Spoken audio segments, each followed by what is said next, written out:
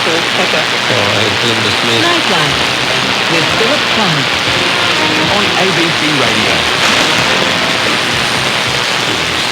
Some people say it's no fun seriously medical hard. Yeah, no. Indeed, it has to help them after a while. Got some new bones on because of this new research to it anyway. It's got to be a mini black hole for some. I do not know, David. These things are beyond my It was a magic weekend for the Broncos. Here's Roscoe. Lavin, the deputy seven, puts Brisbane in the lead with a field goal with 4 minutes and 10 seconds left. But not so much for the Titans. We're going to have a look at Kelly's grounding. Join us from 2 p.m. on Sunday as Brisbane battles the Gold Coast at the Cauldron, followed by the Warriors and the Dolphins from across the Dutch. It's live and it's loud and it's uninterrupted on your home of the NRL, ABC Radio Queensland. Monday Night Travel on Nightlife.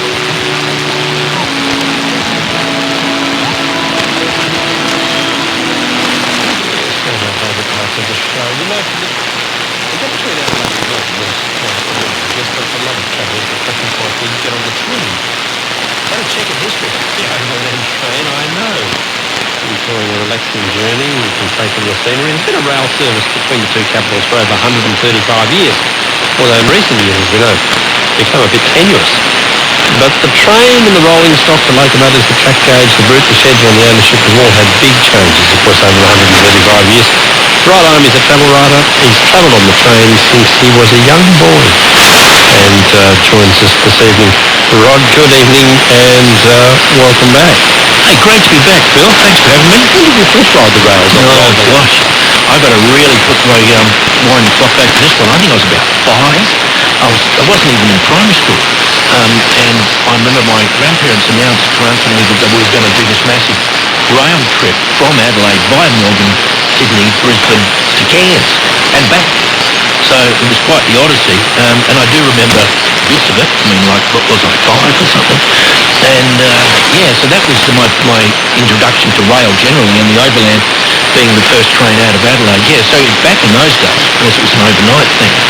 So, we had those fold-down sleeper compartments, and some people just sat upright and all that kind of stuff. But then again, several times after that, what else did we went on a cruise? We my parents and I, we were all the way over on the train.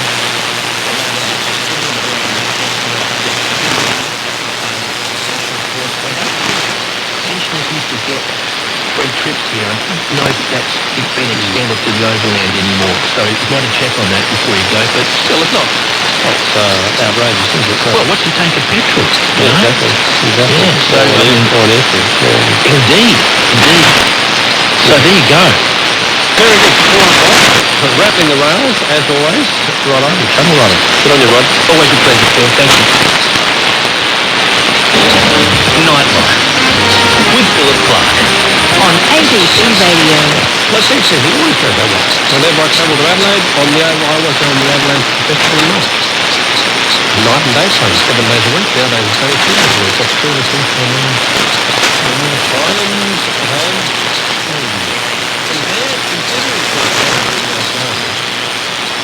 Considering that Australia should possibly practice, surprises me that most go into the place does not go by road. Oh, weird. Apitong, coal trains and iron ore trains in the Pilbara.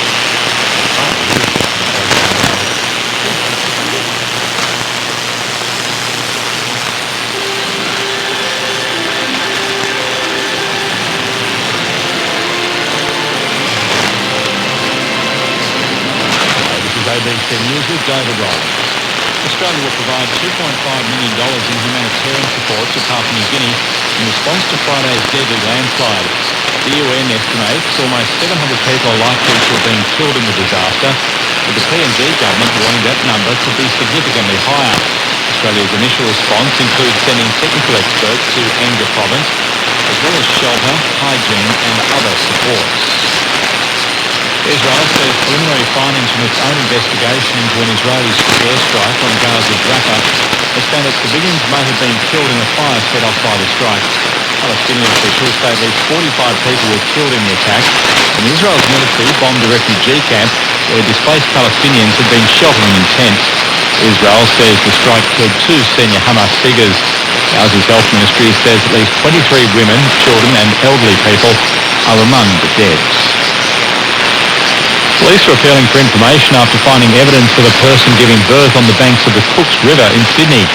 Emergency services were called to the riverbank near Earlwood on Monday afternoon after receiving reports that a placenta was found in the area. The crime scene has been established and an investigation has been launched, urging the mother to attend the nearest hospital to receive urgent care for herself and her child, while anyone with footage or information is asked to contact Crime Stoppers. Staying in New South Wales, where the Director of Public Prosecutions will not reinstate manslaughter charges against the driver who crashed a bus into the Hunter Valley last year. Brett Andrew Button was carrying passengers from nearby Wedding when his bus flipped on a roundabout, killing 10 people and injuring 25 others. He was initially charged with 10 counts of manslaughter that were dropped as part of a plea deal. Adam Bray, who lost his son Zach in the crash, met with the Attorney General on Monday and he was told that there was nothing that could be done. We're devastated that the manslaughter charges have been dropped